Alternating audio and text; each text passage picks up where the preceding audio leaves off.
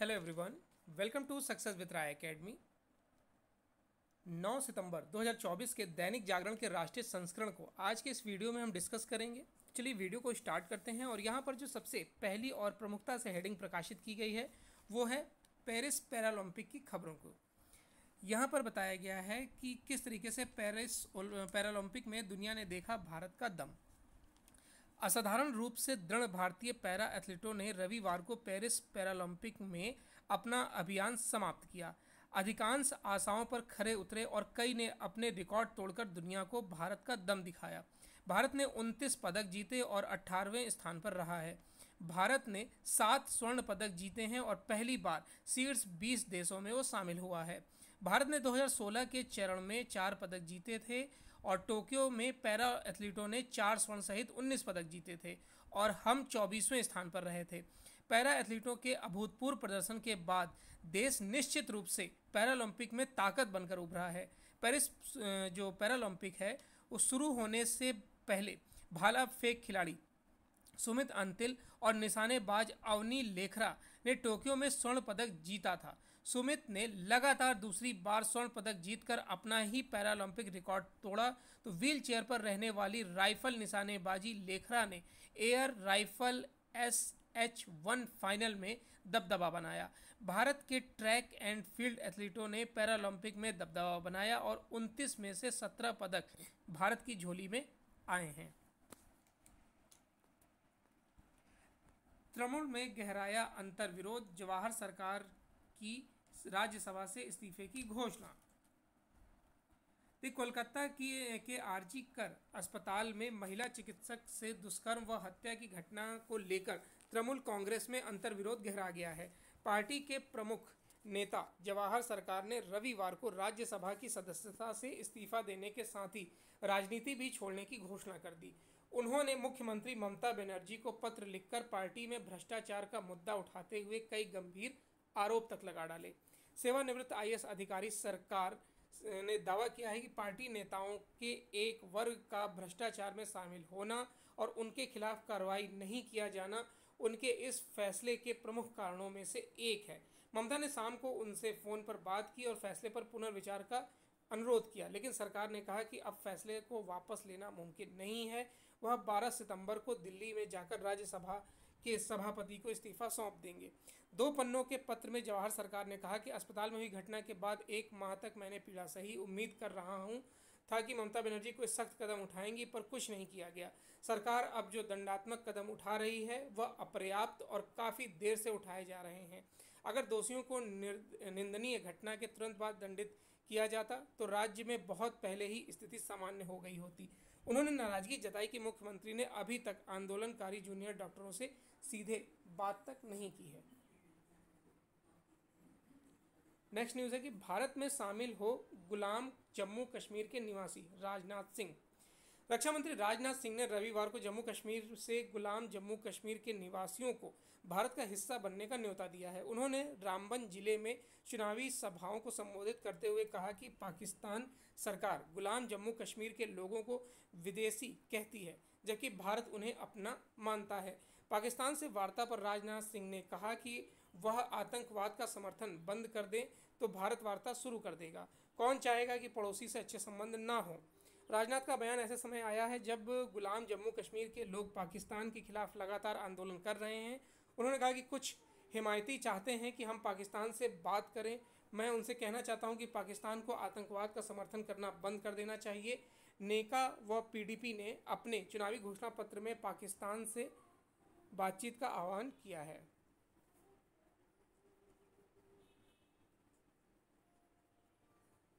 Professor से कारोबारी तक हैं दागी मदरसे के दानदाता।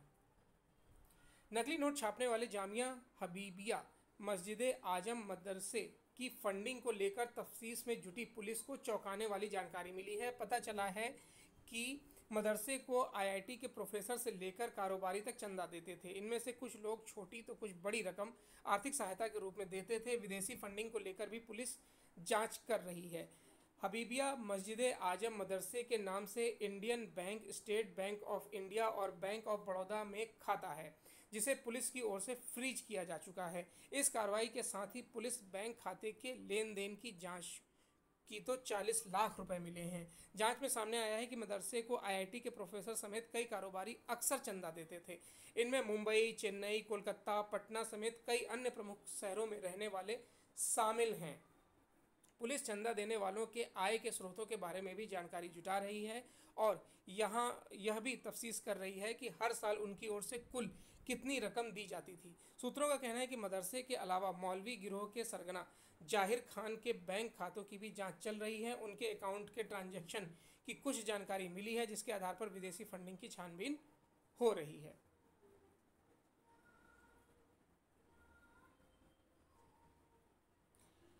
देश में पहली बार हाथ प्रत्यारोपण के लिए रजिस्ट्रेशन शुरू।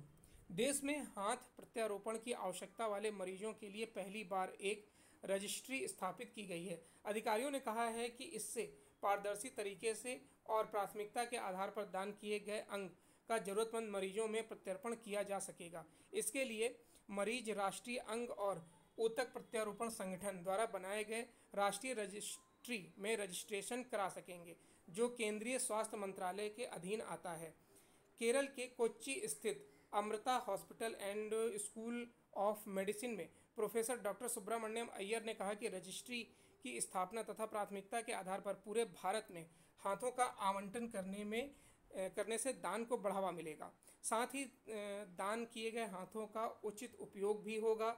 डॉक्टर अय्यर ने 2015 में भारत में पहला हाथ प्रत्यारोपण करने वाली टीम का नेतृत्व किया था।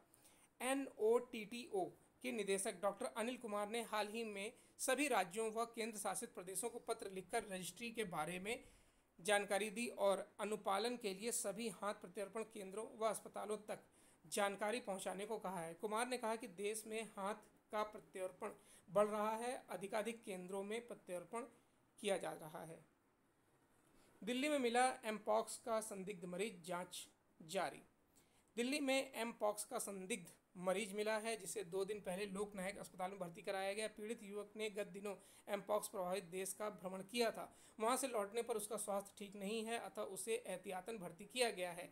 लोक नायक अस्पताल में एमपॉक्स के मरीजों के लिए डिजास्टर वार्ड में 20 बेड आरक्षित किए गए हैं।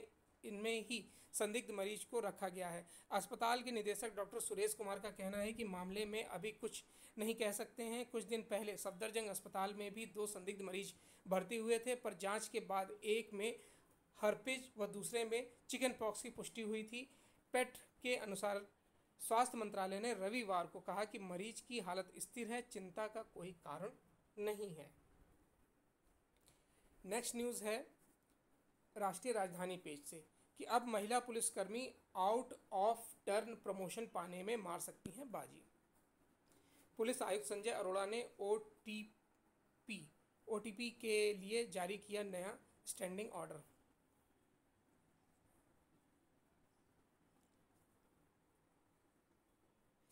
दिल्ली पुलिस में सिपाही से लेकर सब इंस्पेक्टर रैंक के कर्मियों को आउट ऑफ टर्न प्रमोशन देने के लिए निर्धारित मानक में पुलिस आयुक्त संजय अरोड़ा ने बदलाव करते हुए नया स्टैंडिंग ऑर्डर जारी किया है। पहले साल में 2 बार ओटीपी देने के लिए प्रमोशन कमेटी की बैठक होती थी। नए आदेश में अब साल में 1 बार नवंबर में प्रमोशन कमेटी की बैठक होगी, जिसमें प्रमोशन के लिए प्रस्तावित नामों पर कमेटी निर्णय लेगी। पहले महिला और पुरुष कर्मियों को वैकेंसी के अनुरूप अलग से 5-5% कोटे के तहत ओटीपी देने का प्रावधान था, लेकिन अब दोनों को मर्ज कर दिया गया है, यानी महिला व पुरुष कर्मियों का कोटा खत्म कर दिया गया है। माना जाता है कि महिला कर्मी अधिक जागरूक, सजग व काम करने के प्रति निष्ठावान होती हैं। ऐसे में नया नियम महिला कर्मियों के ओटीपी पाने में अधिक बाजी मार सकती हैं। सामान्य प्रमोशन के तौर पर अगर किसी सिपाही को हवलदार रैंक मिलता है तो विभाग से रैंक की पुष्टि होने में सालों का समय लग जाता है। बिना विभाग से पुष्टि मिले ऐसे कर्मचारियों के नाम का प्रस्ताव ओटीपी के लिए नहीं किया जाता था। अब इसे खत्म कर दिया गया है। सामान्य प्रमोशन पाने के 2 साल बाद ऐसे पुलिसकर्मियों का नाम ओटीपी के लिए भेजा जा सकेगा। यदि किसी को 3 बार ओटीपी मिल चुका है तो चौथी बार ओटीपी में नाम भेजने के लिए 5 साल का अंतर होना जरूरी है।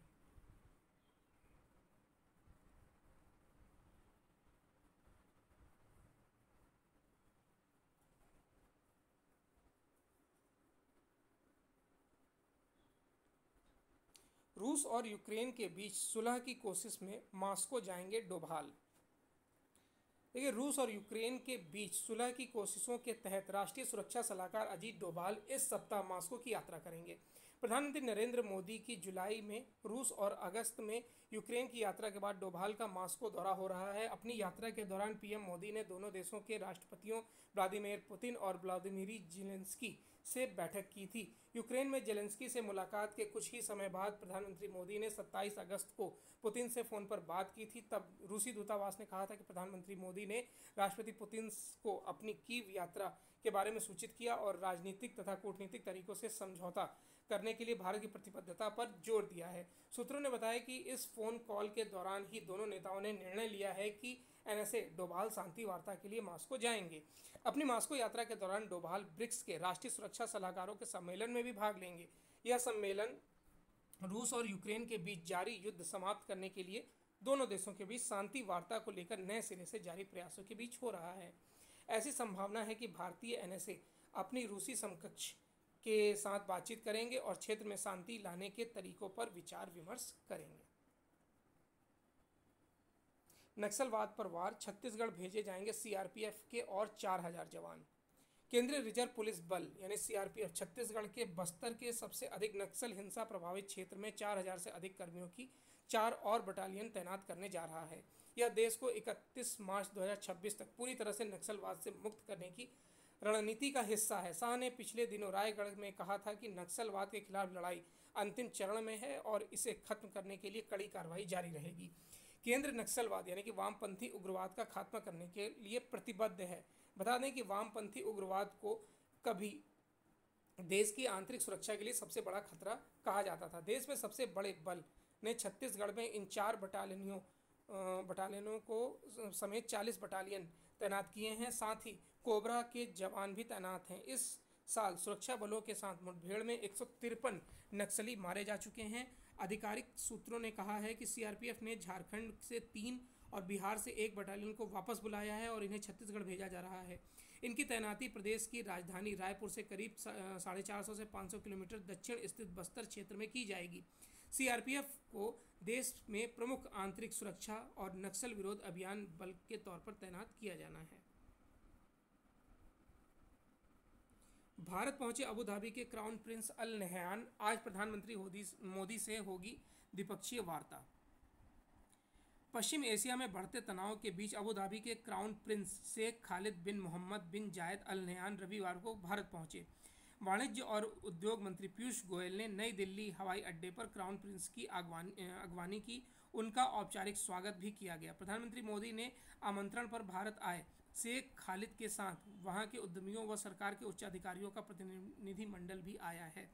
प्रधानमंत्री नरेंद्र मोदी और क्राउन प्रिंस के बीच सोमवार को द्विपक्षीय वार्ता होगी। उनका राष्ट्रपति द्रौपदी मुर्मू से भी मुलाकात का कार्यक्रम है। महात्मा गांधी को श्रद्धांजलि देने के लिए राजघाट भी जाएंगे। क्राउन प्रिंस मंगलवार को बिजनेस फोरम में भाग लेने के लिए मुंबई जाएंगे। दोनों देशों के शीर्ष कारोबारी बिजनेस फोरम में भाग लेंगे। कई मंत्रालयों का भी वक्त पर संपत्तियां कब्जाने का आरोप। वक्त संशोधन विधेयक पर संयुक्त संसदीय समिति की बैठक दावों प्रतिदावों को लेकर टकराव का केंद्र बन गई है, क्योंकि देश में कई सरकारी निकायों ने वक्फ बोर्डों पर उनकी संपत्तियों पर कब्जा करने के आरोप लगाए हैं। रेलवे बोर्ड के अलावा शहरी मामलों और सड़क परिवहन मंत्रालय ने भी विभिन्न वक्फ बोर्डों पर इसी तरह के आरोप लगाए हैं। इन मंत्रालयों ने वक्फ संपत्तियों से संबंधित मौजूदा कानून में प्रस्तावित संशोधनों का समर्थन किया है। उधर इन्हें लेकर प्रतिदावे भी किए जाने लगे हैं। समिति में विपक्षी सदस्यों ने दावा किया है कि वास्तव में बड़ी संख्या में वक्फ संपत्तियां भारतीय पुरातत्व सर्वेक्षण सहित सरकारी निकायों के अनाधिकृत कब्जे में हैं।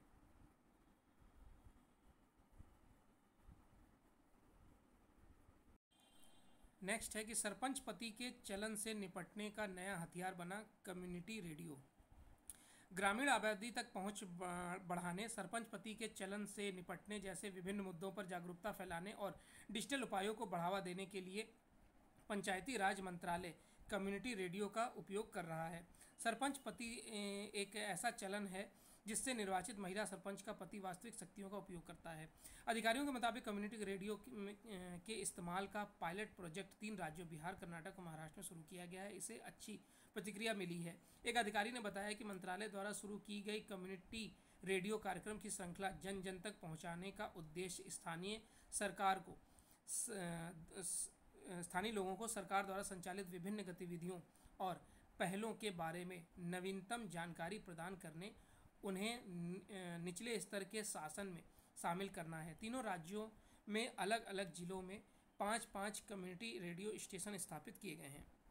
बिहार में रेडियो स्नेही, रेडियो एक्टिव, रेडियो रिमझिम और गोपालगंज में हो गया ये, रेडियो मयूर छपरा और रेडियो रिसर्च मुंगेर में स्थापित किया गया है।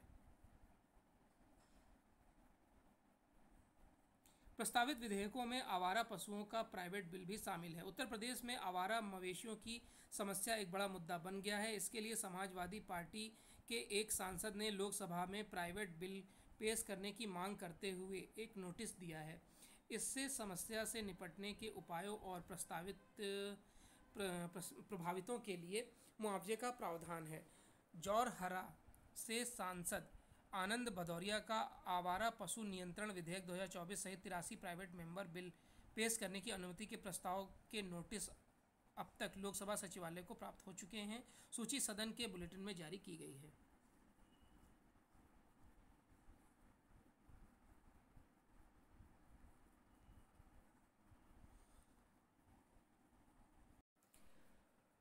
नेक्स्ट पेज है एडिटोरियल पेज। एडिटोरियल पेज में जो पहला आर्टिकल लिखा गया है कि विश्व गुरु बनने का मूल मंत्र।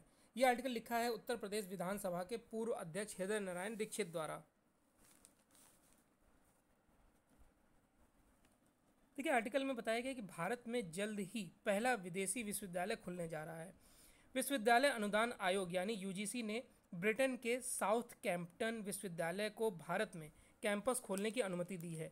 यह परिसर राष्ट्रीय राजधानी क्षेत्र गुरुग्राम में स्थापित किया जाएगा। ताज़ा QS रैंकिंग विश्व में साउथैम्प्टन विश्वविद्यालय 81वें स्थान पर है। भारत में उसके प्रवेश के साथ स्वाभाविक रूप से प्रश्न उठता है कि एक ब्रिटिश विश्वविद्यालय का लक्ष्य क्या है। उसकी शाखा के कामकाज और शोध आदि की गुणवत्ता पर तभी कुछ कहा जा सकता है जब उसके परिसर द्वारा कुछ ठोस काम किया जाएगा। भारत में ज्ञान विज्ञान की प्रतिष्ठित और ऐतिहासिक ज्ञान परंपरा है। यहाँ की ज्ञान परंपरा और अनुसंधान विश्व प्रतिष्ठित रहे हैं। तक्षशिला, विक्रमशिला तथा नालंदा विश्वविद्यालय का आकर्षण सभी जानते हैं। विदेशी आक्रमणकारियों ने कई विश्वविद्यालयों को नष्ट कर दिया था। नालंदा में बख्तियार खिलजी ने आग लगवाई थी। तक्षशिला विश्वविद्यालय दुनिया का सबसे बड़ा शिक्षा का केंद्र कहा जाता है। विश्व के पहले अर्थशास्त्र के रचनाकार कौटिल्य तक्षशिला के आचार्य थे। विश्व के पहले व्याकरणकर्ता परिणी का क्षेत्र भी यही है। दर्शन, विज्ञान और शिक्षा क्षेत्र के सभी अनुसंधान भारत में प्रतिष्ठित थे। सभी विषयों की उच्च शिक्षा दी जाती थी।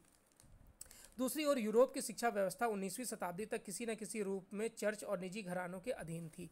इंग्लैंड में पहली बार 1833 में प्राइमरी शिक्षा के लिए राजकोष से धन का प्रबंधन किया गया। फ्रांस में राज्य क्रांति के बाद शिक्षा की ओर राज्य व्यवस्था का ध्यान गया। यूरोप की राज्य व्यवस्था में राजकोष से शिक्षण कार्यों के लिए धन देने की परंपरा नहीं थी। यूरोप में शिक्षा के राज पोषण का काम सबसे पहले जर्मनी में शुरू हुआ। भारत में शिक्षा व्यवस्था के सभी कार्यों में राज और समाज एक सक्रिय थे।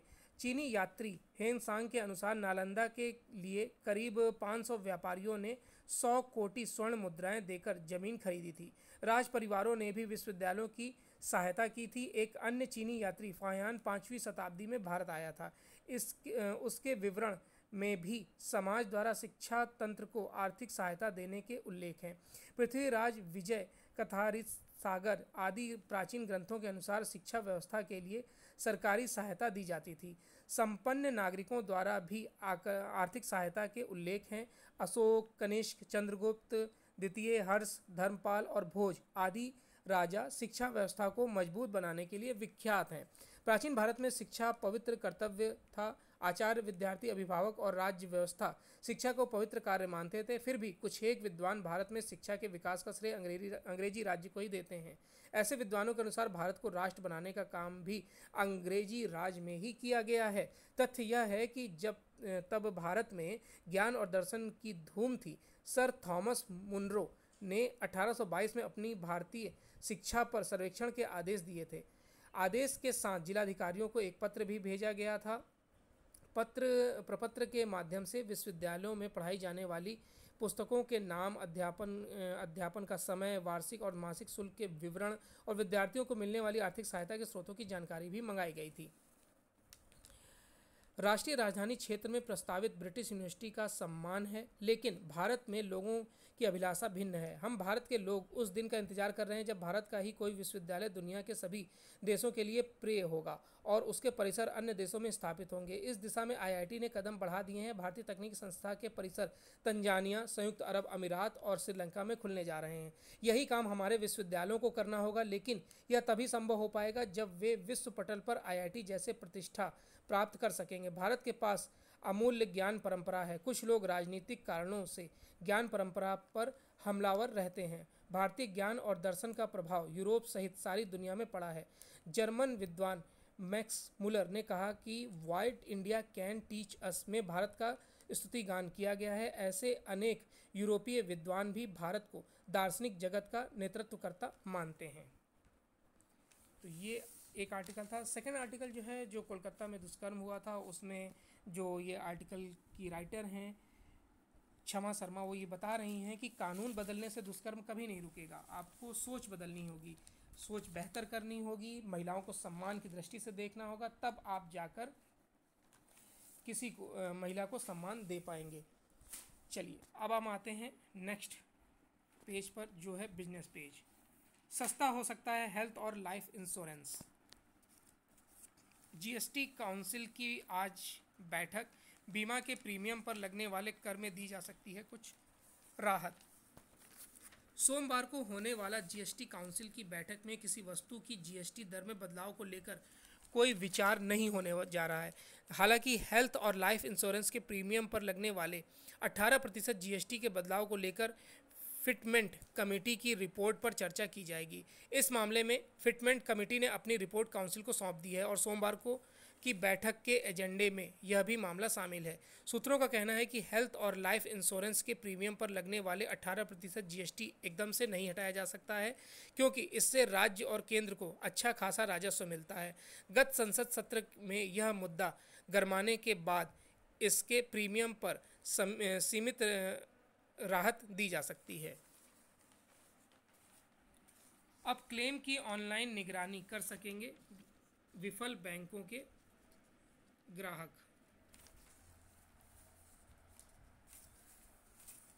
विफल बैंकों के जमाकर्ताओं के दावों की स्थिति पर नज़र रखने के लिए जमा बीमा व ऋण गारंटी नियम ने एक ऑनलाइन उपकरण दावा सूचना की शुरुआत की है। आरबीआई की पूर्ण स्वामित्व वाली सब्सिडियरी कंपनी DICGC ने कहा है कि जमाकर्ता अब DICGC वेबसाइट पर अपना मोबाइल नंबर दर्ज करके अपने दावों की स्थिति पर नज़र रख सकते हैं।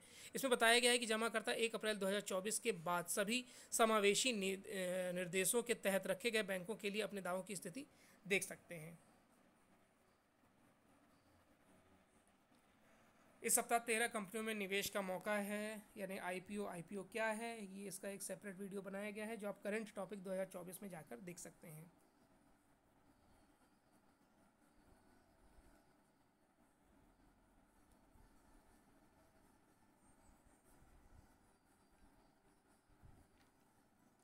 इंटरनेशनल पेज में पहली न्यूज़ है कि शुरू होगी हसीना के प्रत्यर्पण की प्रक्रिया। बांग्लादेश की पूर्व प्रधानमंत्री शेख हसीना के भारत से प्रत्यर्पण के लिए आवश्यक प्रतिक्रिया की जल्द ही शुरुआत होगी। हसीना का प्रत्यर्पण उन पर लगे छात्रों की सामूहिक हत्या के आरोपों की जांच और सुनवाई के लिए होगी। यह बात इंटरनेशनल क्राइम्स ट्रिब्यूनल के लिए बांग्लादेश के नवनियुक्त चीफ प्रोसिक्यूटर ने कहा है। बांग्लादेश में शेख हसीना के इस्तीफे की मांग को लेकर 4 अगस्त को छात्रों ने आंदोलन छेड़ा था। आंदोलन के हिंसक होने और लाखों आंदोलनकारियों के ढाका पहुंचने पर हसीना ने 5 अगस्त को प्रधानमंत्री पद से इस्तीफा दे दिया था और देश छोड़कर भारत चली गई थी। 8 अगस्त को बांग्लादेश में अंतरिम सरकार के गठन के बाद हसीना पर मुकदमे दर्ज होने लगे और अभी तक उन्हें दर्जन हत्याओं, नरसंहार, मानवाधिकारों के उल्लंघन और मानवता के खिलाफ अपराध के लिए सीधे तौर पर जिम्मेदार ठहराया गया है। एलन मस्क 2 वर्षों में मंगल पर पहला स्टारशिप मिशन भेजेंगे। एलन मस्क ने शनिवार को कहा कि स्पेस एक्स 2 साल में मंगल ग्रह पर अपना पहला मानव रहित स्टारशिप मिशन भेजेगा। यह लैंडिंग की विश्वसनीयता का परीक्षण करने के लिए भेजा जाएगा। अगर लैंडिंग सही रही तो मंगल पर पहली चालक दल की उड़ान 4 साल में होगी। मस्क ने कहा कि मंगल पर पहला स्टारशिप 2 साल में लॉन्च होगा, जब अगली पृथ्वी मंगल स्थानांतरण विंडो खुलेगी।